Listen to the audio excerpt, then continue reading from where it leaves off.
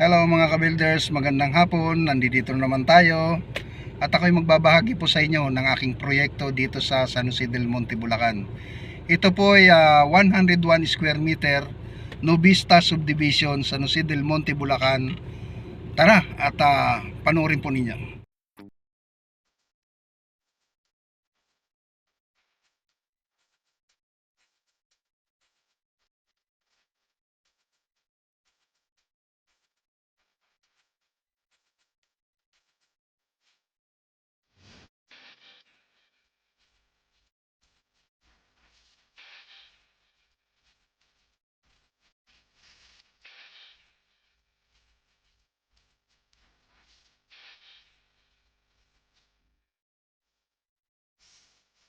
Muli po, magbabahagi uli ako sa inyo ng aking proyekto dito sa San Jose del Monte, Bulacan. Ito po ay subdivision ng Nubista dito po sa San Jose del Monte sa Santo Cristo. So mga ka-builders, ang project ko dito ay isang renovation ng 101 square meter na lote. Meron na siyang existing house, pero dahil nga po sa corner lot, malaki po yung space na ating gagawin para dun sa kanyang renovation ng side extension, kitchen, at saka mayroon po siyang second floor. So medyo matagal-tagal yung trabaho namin dito, gawa ng yung project namin ay nataon pa sa umuulan-ulan. Ayan mga ka-builders, at eto nga po, kami ay nasa pansampung araw na ng trabaho. Yung unang araw hindi ko na i-vlog sa inyo, na i-update, pero ito po, at kasama na po rin doon ang unang araw hanggang sa 10 araw ng aming trabaho. Okay, tara po, at medyo makulimlim ang panahon. Ito, nandito tayo ngayon, panoorin po ninyo. Siya nga po pala, kung bago ka pa lang po sa aking channel, please subscribe na po at hit mo na rin ng notification bell para lagi po kayong updated sa aking mga video.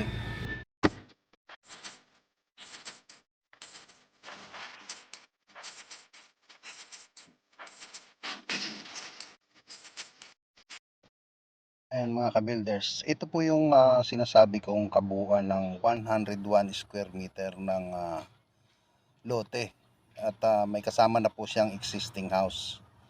So ang existing house po niyan is nasa 22 square meter. Up and down, bali 44 square meter po siya.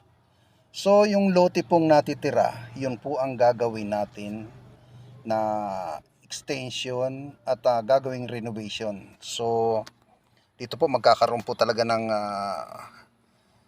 high-tech yung gagawin natin dito. Dahil nga gawa po ng pangkaraniwan, doon po tayo gumagawa sa mga pangkaraniwan trabaho. Yung ordinary natin ginagawang slab. So dito po ang gagamitin natin dito ay steel deck. Ayan. So ayan mga ka-builders, ito na nga po. At ito po yung loob niya. Ito naman ang labas.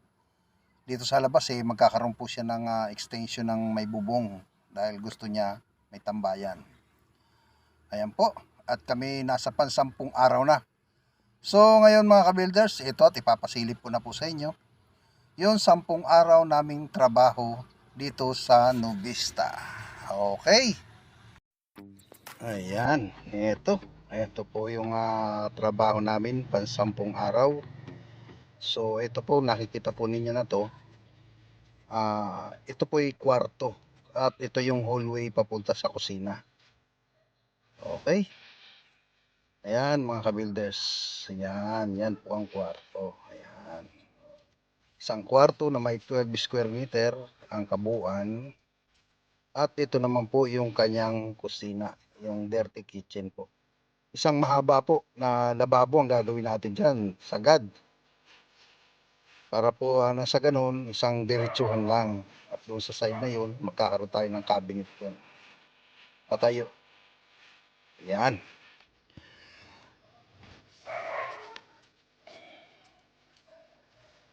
Okay.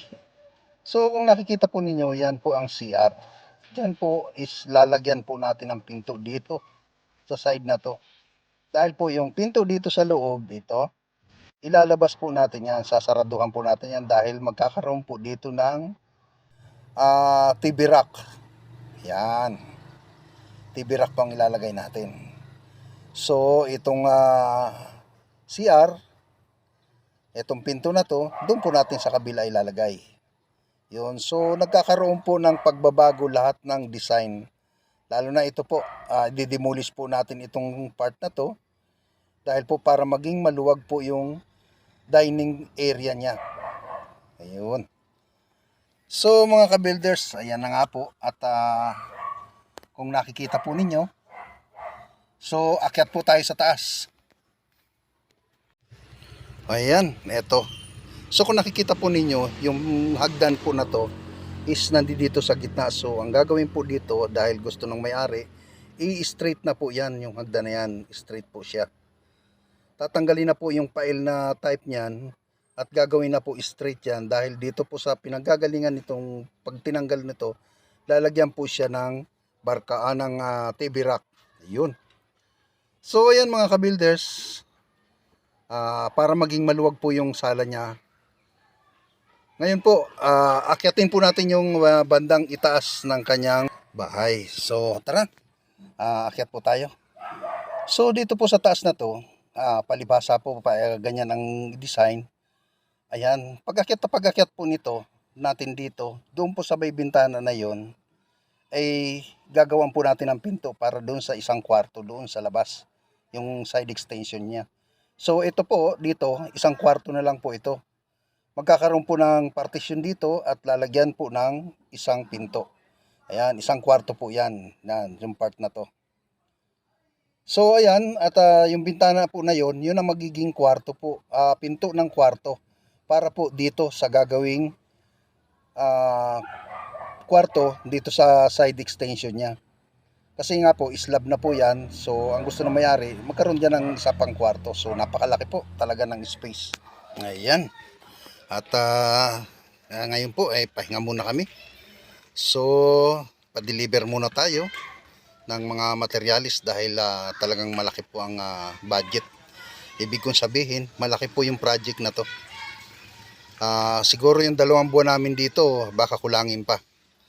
Dahil nga po may second floor to. Okay.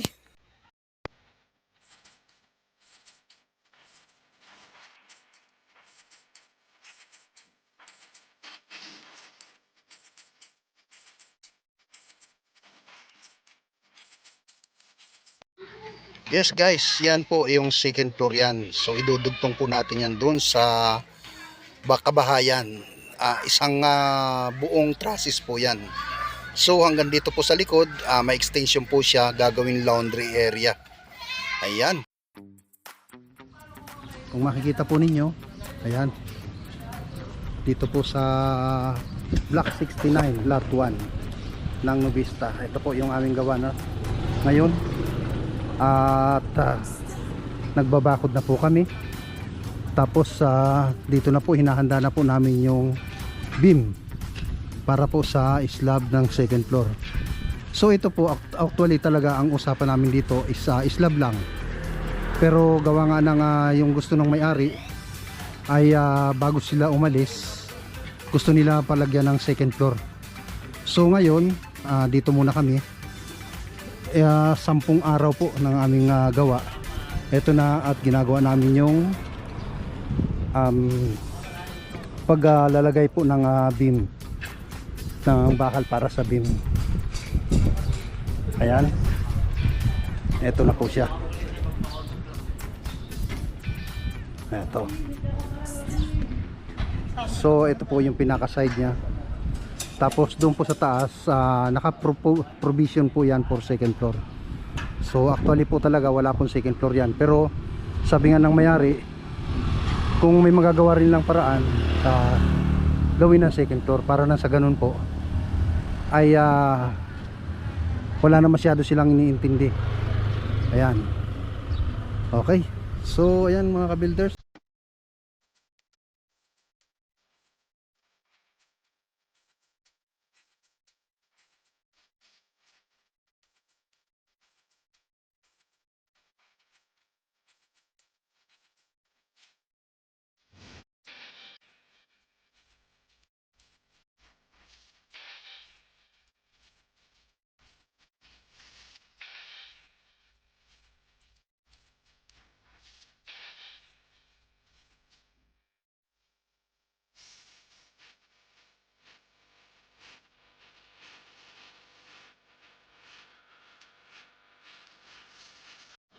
Okay mga ka-builders, ayan at kami dito nga pala sa kwarto na to, napakalalim po ng, kumbaga sana ibig ko sabihin mataas po yung lupa. So kailangan natin bawasan. Dahil po talagang hindi po pwede na ang elevation ng lupa sa kwarto doon. Okay lang 10 cm yung taas. So kailangan natin bawasan dahil yung levelasyon ng flooring dito dapat parehas po doon sa kabahayan o doon sa living room. Okay, thank you. Hanggang sa susunod po mga ka-builders. Ingat-ingat po.